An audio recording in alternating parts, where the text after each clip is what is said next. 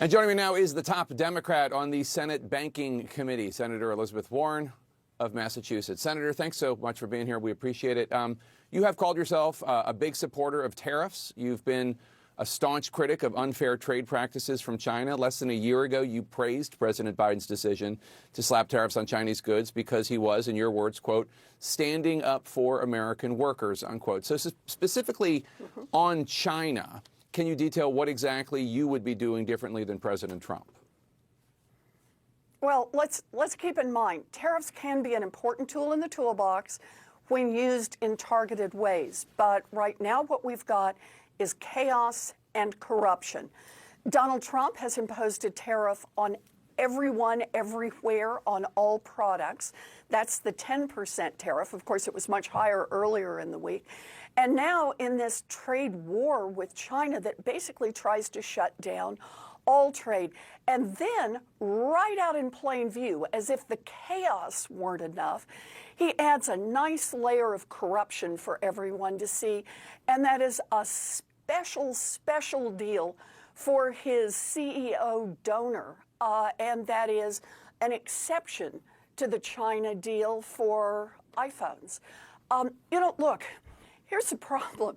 You can't get an economy strong and moving forward when it's loaded with chaos and corruption. Investors will not invest in the United States when Donald Trump is playing red light, green light with tariffs and saying, oh, and for my special donors, you get a special exception. People make investment decisions that are years into the future. If they're going to build a factory or they're going to rehab an old factory or buy a bunch of new tools. And right now with Donald Trump, nobody can figure out what the rules will be 5 days from now, much less 5 years from now.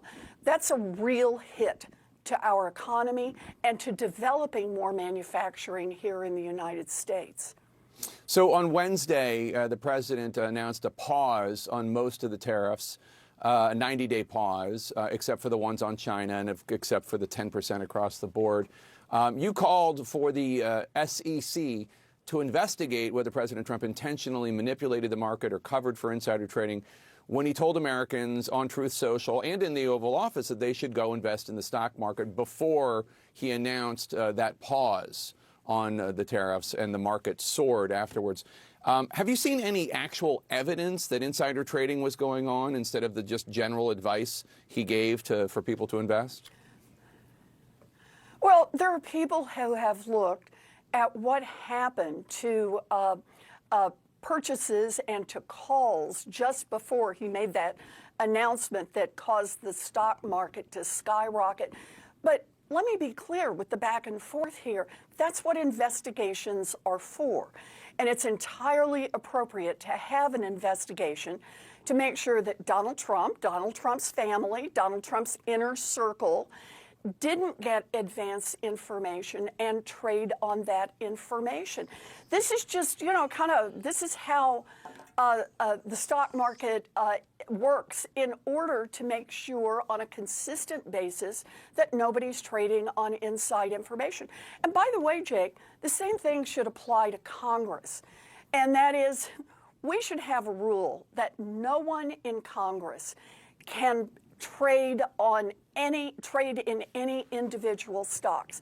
No senator, no representative. I've had that bill for a long time. It's got a lot of support. In fact, it's got some bipartisan support. I think now would be a good time to get it across the finish line and get our representatives out of the business of trading in individual stocks. The American people should never have to wonder when the president, when his cabinet, when members of Congress are making a decision, whether it's for the good of the country or for the good of their own bank account.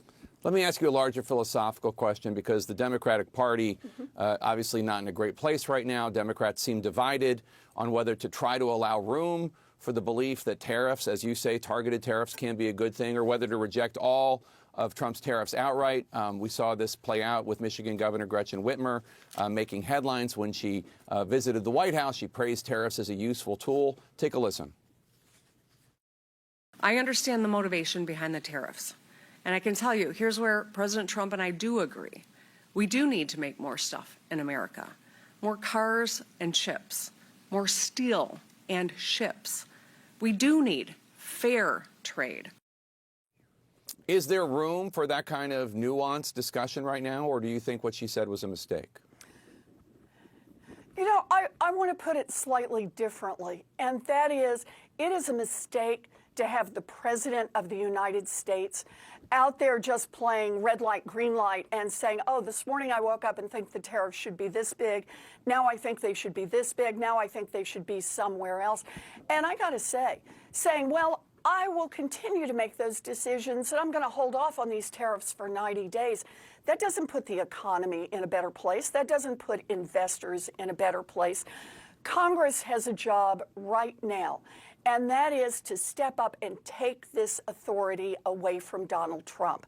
He has proven how he will use it, but remember, the statute that he's now using starts with a declaration of emergency. And in that same statute, Congress has the responsibility to decide, is it really an emergency or not? Are we really in an emergency with Belgium right now? Are we really in an emergency with South Korea? Congress can say, no, there's no emergency. It's a resolution. And if we do that, it takes Donald Trump back to the trade as we had it before. And tariffs are then decided with Congress having an important say in it. And that's an important signal to the rest of the world. Right now, it's a no curbs on Donald Trump, and that means chaos and corruption.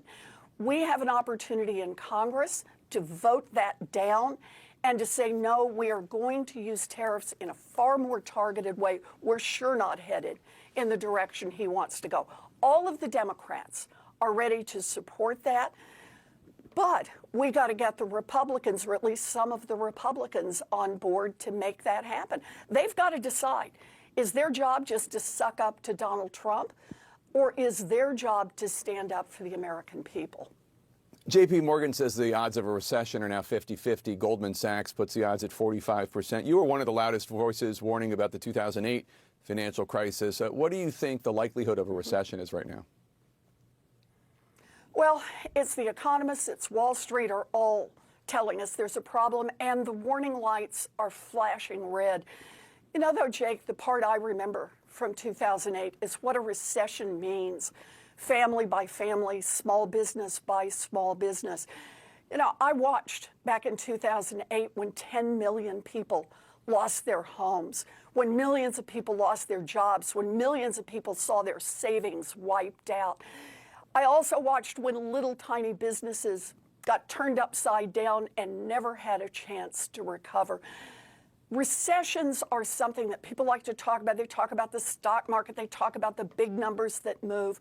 But the reality is they are experienced one family, one small business at a time, and they are hard to recover from. So I am worried that the continued chaos, the continued corruption, the fact that Donald Trump is just out there shooting wildly is pushing our economy in the wrong direction, and the people who are going to feel it most are not the wealthy traders. It's going to be the families and the small businesses who get wiped out.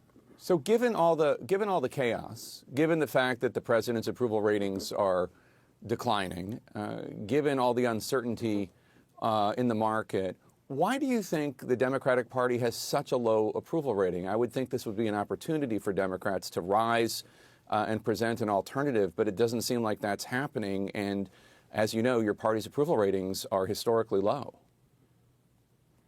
You know, look, the way I look at this is that Donald Trump has created a lot of chaos in his first 3 months in Washington. Remember, he started out, made the promise that on day one, he would lower prices for American families. Those were his words, on day one. By the time he gets 2 months in and he's told that his tariff plans will increase costs, his answer was he couldn't care less. I think that the Democrats have really coalesced around the central message. Our job is to fight to lower those costs for American families.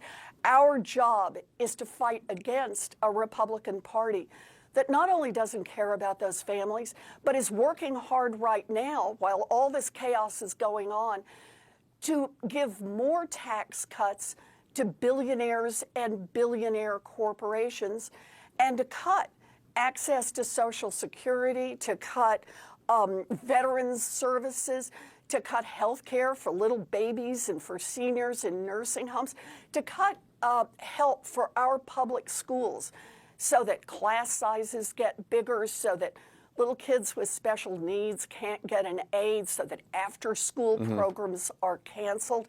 Look, I think our secret super-duper strategy is just tell the truth about what's going on. The American people will see pretty clearly who's fighting for the billionaires and who's fighting for them. Senator Elizabeth Warren from the great Commonwealth of Massachusetts, thanks for joining us today.